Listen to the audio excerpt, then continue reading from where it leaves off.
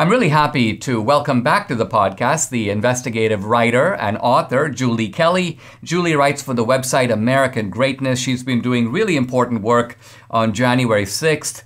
Julie, thanks for coming back on the program. Let me start by asking you about this revolver expose that suggests the possibility that the FBI might have incited or perhaps even orchestrated January 6th. The revolver people point out that A, the FBI has certainly done it before. They were actively involved in the so-called Whitmer kidnapping / assassination plot. There were, I believe, out of 14 people arrested, 5 of them were FBI operatives or agents. And then second, the FBI, the plot leaders of January 6th, in some cases have not even been charged. So it's not as if they gave immunity to the little fish to go after the big fish. Some of the big fish supposedly have been left off the table here, raising the question of whether these are guys who actually work for the FBI. Now, some critics, including some conservatives, have said, wait a minute, this can't all be true. It misses the important legal distinction between an FBI operative on the one hand and an unindicted co-conspirator on the other hand, that the FBI manual makes a separation between the two. But you write, in fact, you write today in American Greatness, that we can't trust the FBI to follow these procedures. So explain.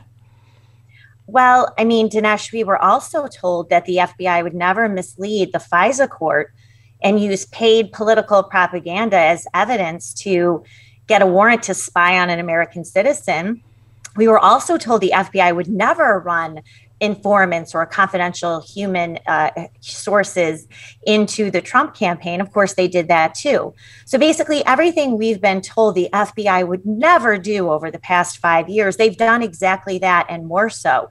You know, it's funny, at the same time this is all breaking, you have people defending the FBI. We now know that the primary subsource for the dossier, the Steele dossier, which is coming out this week, is confirmed a fraud and a liar. But the FBI never did anything about it. And so here we are, fast forward 5 years from the launch of Crossfire Hurricane. And here we are with the likelihood that the FBI was not only involved in January 6th, but helped incite and instigate exactly what happened that day by using groups such as the Oath Keepers, perhaps the Proud Boys, 3 Percenters, these groups that are on the FBI's hit list for whatever reason. And now they finally have their optics. They've got their show trials to prove up that Trump supporters are domestic violent extremists and pose the greatest threat to the country, as Chris Wray has said. Julie, we think of the FBI as corrupted under the Obama administration. I think to a degree it certainly was, but it appears that the problems go even further back. I was a little startled to see in Glenn Greenwald's reporting that going back to the Bush years, this is George W. Bush, that the FBI was, in a sense, doing the same thing to people that they alleged to be terrorists. They would catch a couple of guys, they would say, oh, we foiled a plot. These are people who are going to Syria to join ISIS. And it turns out, you know, one of these guys has no money. Another guy's mom had his passport. So what the FBI was doing is taking people who maybe were disposed to radical Islam, but weren't dreaming of joining anything, fighting anywhere, or going anywhere. And the FBI puts them up to it. The FBI goes, why don't you go to Syria? Why don't you join ISIS? We'll provide this, we'll provide. And then when the guy go, okay, they grab them, they arrest them, you know, they put out these self-congratulatory press releases. We and the FBI foiled a horrible plot. I mean, this is very scary stuff and makes us, I think, rethink even some of the previous policies that I certainly did, and I don't know if you did, support under the Bush years that went under the banner of the war against terror. My point is that these crooks were at it even then. They sure were. And I do think this is another eye-opener for people on the right. You know, we supported the Patriot Act. We supported using these surveillance tools against who we believed were foreign terrorists. Well, who's the common denominator in all of this? Robert Mueller. He was George Bush's, in 2003, I believe, appointed FBI director. There was a reason Barack Obama wanted him to stay past his 10-year tenure. And who followed up in Robert Mueller's footsteps? His buddy, James Comey. Who ended up being special counsel? Robert Mueller. So a lot of this, you could see the continuation between what happened under the Bush administration through the Obama administration, and now holdovers or loyalists under now Joe Biden. And so this is, it's really alarming to read that. Revolver News has another follow-up piece published Tuesday that outlines more of these terrorist plots that were concocted and executed by the FBI. And so it's really a shame, though, Dinesh, when we had the opportunity to overhaul the FBI, when Donald Trump had the chance to fire Chris Wray to really clean house at the Justice Department and FBI, he didn't do it.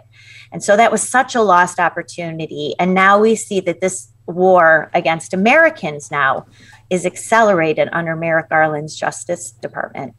Do you think, Julie, that if the January 6th defendants, or some of them, were to make it as part of their defense that we were set up by the FBI, that this would force the FBI's hand? In other words, the FBI would then have to produce discovery and would have to make the case that, no, these aren't our people. So I'm trying to find a way to find out for sure if the FBI was behind this or not. Would this be an effective legal tactic to, you may say, flush them out?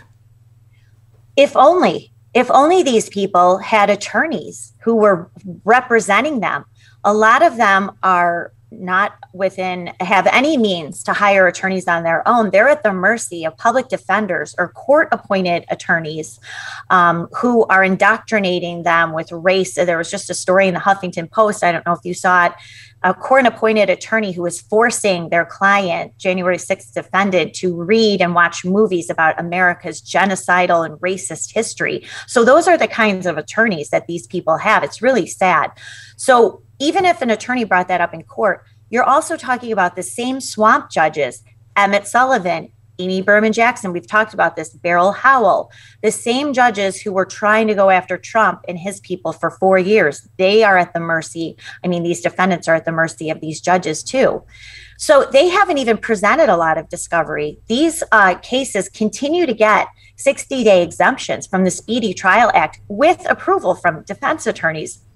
They haven't even built their cases. So to the extent that we would ever find out in court that the FBI was involved, I highly doubt it, considering what I've seen and watched so far. More with Julie Kelly when we come back.